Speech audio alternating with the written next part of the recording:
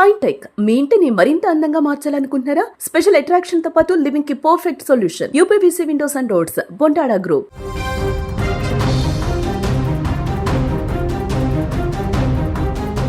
బంగ్లాదేశ్ మరోసారి అగ్నిగుండంలో మారింది. రాడికల్ లీడర్ షరీఫ్ ఉస్మాన్ హాదీ మరణం ఆ దేశంలో నివురుగప్పిన నిప్పులా ఉన్న భారత వ్యతిరేకతను ఒక్కసారిగా బయటపెట్టింది. ప్రస్తుతం అక్కడ పరిస్థితులు ఎంత భయానకంగా ఉన్నాయంటే, హైదీ మరణానికి నిరసనగా రోడ్లెక్కిన వేలాది మంది ఆందోళనకారులు, నిరసనకారులు నేరుగా భారత్ను టార్గెట్ చేసుకున్న పరిస్థితి కనిపిస్తోంది. మాకు ఢిల్లీ వద్దు, ఢాకానే ముద్దు, భారత ఏజెంట్లు నశించాలి, భారతీయులు ఇక్కడి నుంచి వెళ్ళిపోవాలి, ఇలాంటి నినాదాలతో ఢాకా మొత్తం కూడా దద్దరిల్లుతోంది. విజువల్స్లో ఆందోళనకు సంబంధించిన దృశ్యాలు మీరు చూస్తున్నారు. ఆందోళనకారుల ఆగ్రహం భారతీయుల ఆస్తుల మీద కూడా పడింది. ఖుల్నా, రాజ్షాని వంటి నగరాల్లో భారతీయ వీసా కేంద్రాల వైపు నిరసనకారులు ఒక్కసారిగా దూసుకు వెళ్లడంతో భద్రతా కారణాల రీత్యా వాటిని మూసివేయాల్సిన పరిస్థితి ఏర్పడింది. చిట్టగాంగ్లో భారత కాన్సులేట్పై రాళ్లు రువ్వే ప్రయత్నం జరిగింది. భారత్కు అనుకూలంగా వార్తలు రాస్తున్నారన్న నెపంతో ప్రముఖ పత్రికల ఆఫీసులకు నిప్పు పెట్టడం అక్కడి అరాచకానికి పరాకాష్ఠగా మారినటువంటి పరిస్థితి కనిపిస్తోంది. ఎక్కడ చూసినా ఆందోళనకారులు రోడ్ల మీదకి వచ్చి ఆందోళన చేస్తున్నారు. ఎక్కడ ఏ వాహనం కనిపిస్తే దానికి నిప్పు పెడుతున్నారు. పత్రికల కార్యాలయాల దగ్గరికి వెళ్తున్నారు, ఆందోళన చేస్తున్నారు, వాటికి నిప్పు పెడుతున్నారు. భారతీయులకు వ్యతిరేకంగా, అక్కడ ఉన్నటువంటి భారత అధికారులకు వ్యతిరేకంగా, భారత్కు అనుకూలంగా రాస్తున్నటువంటి పత్రికలు అని చెప్పి వాటికి భారత ముద్ర వేసి పెద్ద ఎత్తున ఆందోళన చేసి కార్యాలయాల ధ్వంసానికి కూడా పాల్పడుతున్నటువంటి పరిస్థితి. బంగ్లాదేశ్లో అల్లర్లపై భారత్ పూర్తిగా ప్రస్తుతం అప్రమత్తమైంది. భారత విదేశాంగ శాఖ ఈ పరిణామాలపై వేగంగా స్పందించింది. చాలా సీరియస్గానే స్పందించినటువంటి పరిస్థితి. కేంద్రం వెంటనే భారతీయులకు హెచ్చరికలు జారీ చేసింది. అక్కడ అత్యవసరమైతే తప్ప మీరు బయటకు రావద్దు, బంగ్లాదేశ్ వెళ్ళొద్దు, ఇటు నుంచి అటు వెళ్ళటం కానీ అక్కడ ఉన్నవాళ్ళు కూడా బయటకు వచ్చి వేరే ప్రయాణాలు చేయొద్దంటూ హెచ్చరిక జారీ చేసినటువంటి పరిస్థితి. పర్యాటకులు, విద్యార్థులు ప్రయాణాలు వాయిదా వేసుకోవాలని చెప్పి సూచన చేసింది.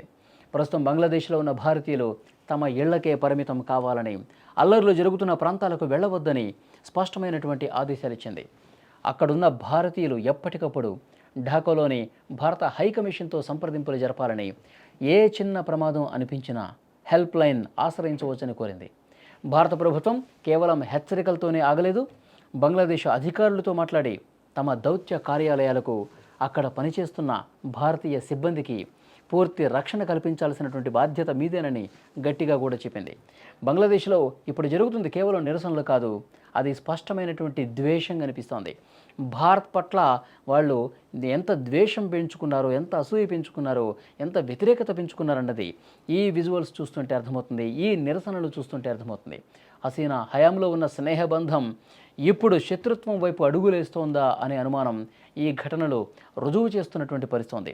కేవలం రాజకీయ లబ్ధి కోసమే ఈ రకమైనటువంటి ఆందోళనలు జరుగుతున్నటువంటి పరిస్థితి ఉంది.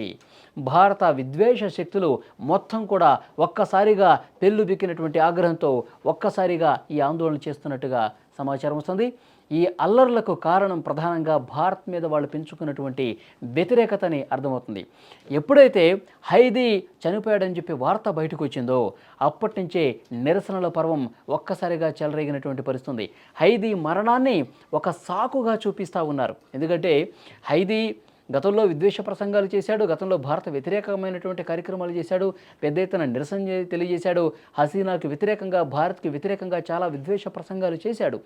అయితే దుండగులు, ఎవరో గుర్తు తెలియని దుండగులు అతని మీద దాడి చేశారు, కాల్పులు జరిపారు. అతను ఆసుపత్రిలో చికిత్స పొందుతున్నాడు, చికిత్స పొందుతూ చనిపోయాడని చెప్పి సమాచారం వచ్చిందో అప్పుడు ఒక్కసారిగా దాన్ని అడ్డం పెట్టుకుని భారత్ మీద విషం చిమ్మటమే, భారత్ మీద ద్వేషాన్ని పెంచుకోవటమే లక్ష్యంగా ఇంత పెద్ద ఆందోళన జరుగుతున్నట్టుగా కనిపిస్తోంది. అక్కడ ఉన్నటువంటి భారతీయుల మీద, ముఖ్యంగా హిందువుల మీద దాడులు చేస్తున్నారు. హిందువులు కనిపిస్తే చాలు వాళ్ళ మీద ఇష్టారీతన దాడి చేసినటువంటి పరిస్థితి కనిపిస్తోంది. సో ముఖ్యంగా అలాంటి ఆందోళనలు పెద్ద ఎత్తున జరుగుతున్నటువంటి నేపథ్యంలో భారత ప్రభుత్వం కూడా చాలా సీరియస్గా రియాక్ట్ అయింది. భారతీయులు ఎవరు కూడా అటు వెళ్ళొద్దు, భారతీయులు అటు అనవసరమైనటువంటి ప్రయాణాలు చేయొద్దు, ముఖ్యంగా విద్యార్థులు కావచ్చు, ఇతర ఉద్యోగులు కావచ్చు, అక్కడ పని మీద వెళ్ళేవాళ్ళు కావచ్చు, ప్రస్తుతం జాగ్రత్తగా ఉండాలి, ఎలాంటి ప్రయాణాలు చేయొద్దని చెప్పి చాలా స్పష్టమైనటువంటి హెచ్చరిక కూడా పంపించింది.